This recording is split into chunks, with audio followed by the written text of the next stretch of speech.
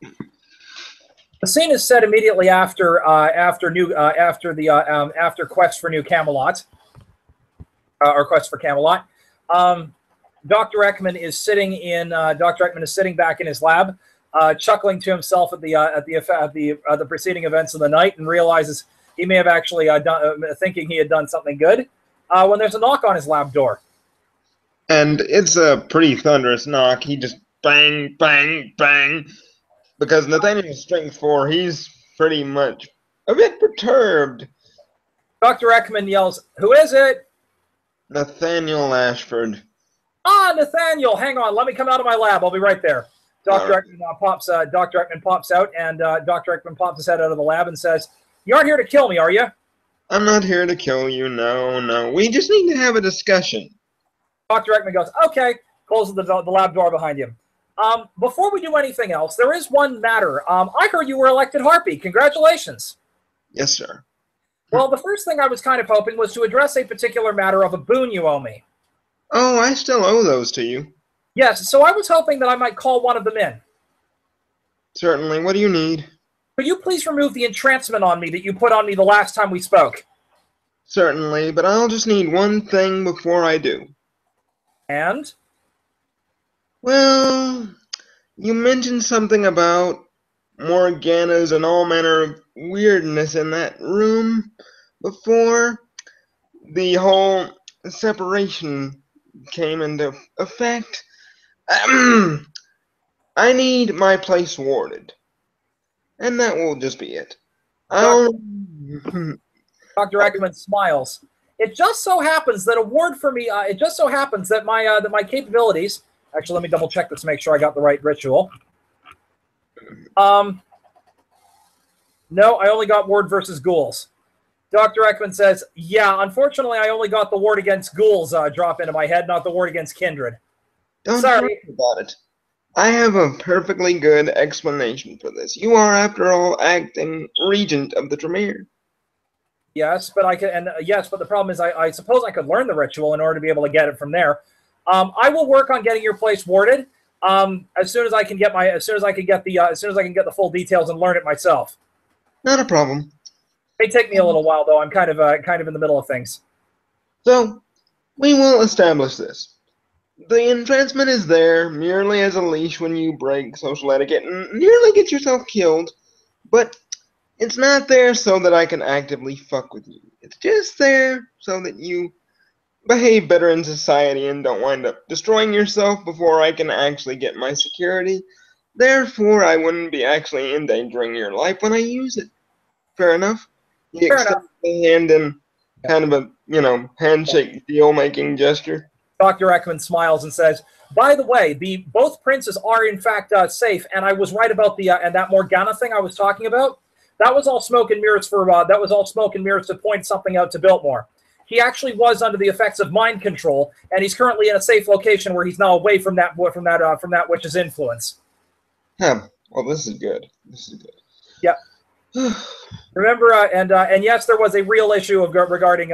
There's been a whole issue regarding infernalist magic, Assamites getting control of it, blah, blah, blah, blah. I'm going to be looking into that issue now that the princes are dealing with their particular issue. Oh my! Well. Yep. So I've got a lot on my plate coming up, and I've just made myself Merlin to the new state, and as Knight of the State now, I'm looking forward to actually making use of that when time comes. But anyway, I digress. Nathaniel just broadly smiles at that, and just kind of shakes his head and just sort of brightly smiles. Think whatever you like. Dr. Ekman goes. Dr. Ekman, of course, does that and does a better thought of it and goes, "By the way, I hope you didn't get the idea from my show this evening that I actually support Biltmore over Josiah, do you?" Oh, no. And he pulls the red rose out of his lapel. This was a bit of a symbol myself. If you know your history, you know what the red rose was affiliated with, correct? Yeah, out of character I don't, but in character he does. Okay. The red rose is a symbol of Lancaster, the old English nobility. Right, yeah. Before the Tudors and before the Sons of York. So basically he was saying, I'm a supporter of the OG prince. I'm the real supporter of the legitimate prince, as opposed to wearing a white rose in his lapel to symbolize that he was for Biltmore. Dr. Ekman gets it and nods and goes, by the way, I think you'll like my idea. The princes are the old and new prince are currently considering an idea I've been working on. 2 princes for the state of Tarheel, guided by the council. I think it has potential, given that one of them could still be a little bit off, and there would be a check and balance there. That's a decent idea. Dr. Ekman smiles and goes, exactly my point. They're currently considering it in the safe location I put them, and I doubt very much anyone's going to find that safe location anytime soon. Safer than the last time I kept Prince Josiah safe. This time I actually have allies who can keep him safe. Very good, very good. Now, to understand, I'm not going to be using the entrancement to enforce my will upon you, just in certain social circumstances when you're about to make an ass of yourself and nearly get yourself killed, I would impose my will to make sure you didn't get yourself killed. Dr. Ekman smiles and says, fair enough. I'm assuming as well that that tonight I didn't quite make enough of an ass of myself to warrant that. There were a couple of times, but I assumed you had decent intentions, so I let the farce proceed. But oh boy, even my good nature was tested. Forced good nature, by the way. Recently had a humanity bump. Church affair, blah blah blah blah blah blah blah blah. Yeah, Dr. Ekman smiles and goes, I had the same thing, except that it was the allies who bumped me up. Oh.